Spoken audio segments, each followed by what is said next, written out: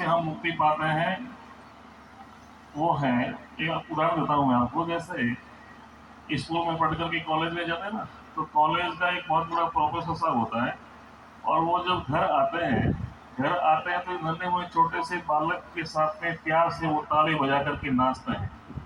जब वो नाचते हैं तो प्रोफेसर साहब ये भूल जाते हैं कि मैं कॉलेज का प्रोफेसर हूँ। यदि याद रहता है ना कि मैं प्रोफेसर हूँ, तो फिर नाचना नहीं आता है।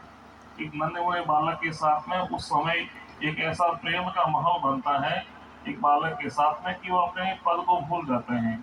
ऐसे ही अपन सत्संग में बैठ करके सत्संग के रस को इस विधि से ग्रहण करें। जैसे आज एक शाम नागराबाई माँ के नाम से सत्संग का भव्य आयोजन रखा है। मैं धन्यवाद देता हूँ इस कमेटी को, जो इतना सुंदर भव्य आयोजन आपने रखा है।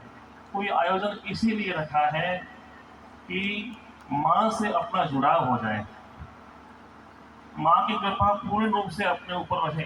क्योंकि माता जी ने जब इस मानव जीवन में हमें भेजा है तो केवल सुख देकर के भेजा है, न कि दुख देकर के भेजा है।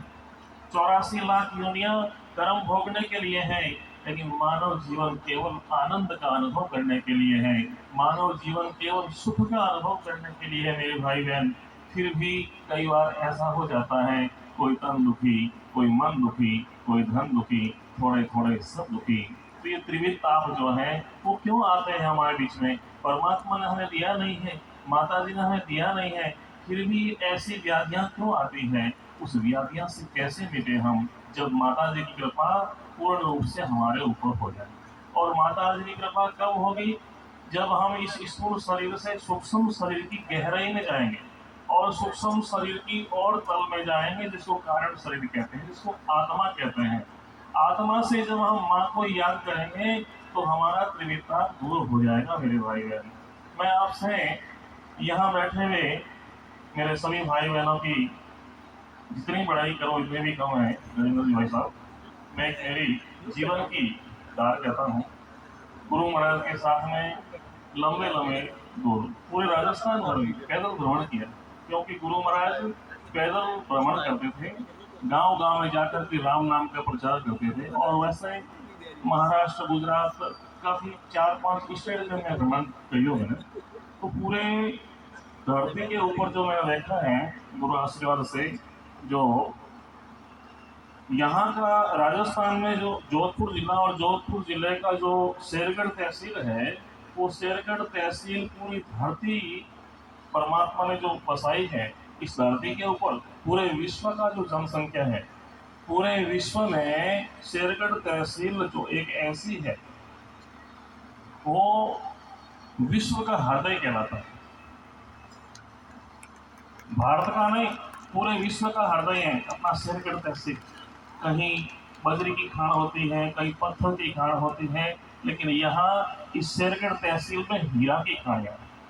यहाँ जितने भी लाल जन्म लेते हैं शेरगढ़ तहसील की धरती के ऊपर, वो सब हीरा निकलते हैं यहाँ। तो ऐसे ही इन विराजमान मेरे भाई बहनों की बड़ाई तो कहाँ तक करें, बस इतना ही निवेदन करता हूँ कि यहाँ आज भजन संख्या का आनंद हम ले रहे हैं। भक्ति करे पाताल में प्रकट होए आकाश, दाबी दोबी ना रहे किस्तूरी की वास। ऐसे हमारे राम निवासी थे जो कौन नहीं जानता, सब जानते थे। तो राम निवासी साहब के सुपुत्र गजेंद्र जी भाई साहब यहाँ आज भजनों की प्रस्तुति दे रहे हैं। तो बस अपने को यही धारण करना है कि कैसे ही करके अगर किसी न किसी कारण से कोई मानसिक तनाव का करंट लगा हुआ है, तो वो करंट माँ के दरबार में बैठ करके इन भजनों की प्रस्तुति से हमारा दूर हो जाए और हम आनंद का अनुभव कर सकें। इसलिए भाई साहब के साथ में लग करके भजन ऐसे बोले, तार से ताल जोड़ते, बस तालियां बजाते हुए राग रागनी के साथ में अपनी वाणी को मिला दें।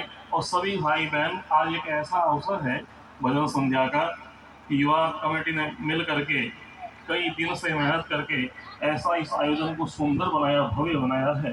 तो आज बढ़िया मौका है, इस मौके को, सुनहरे अवसर को न जाने दें और आप सब भाई बहन मिल करके बैठ करके तालियां बजाते हुए भाई साहब के भजनों का आनंद लें और माँ का आशीर्वाद प्राप्त करें। आप सभी हरि भक्तों की मंगल कामना करते हैं और सीधा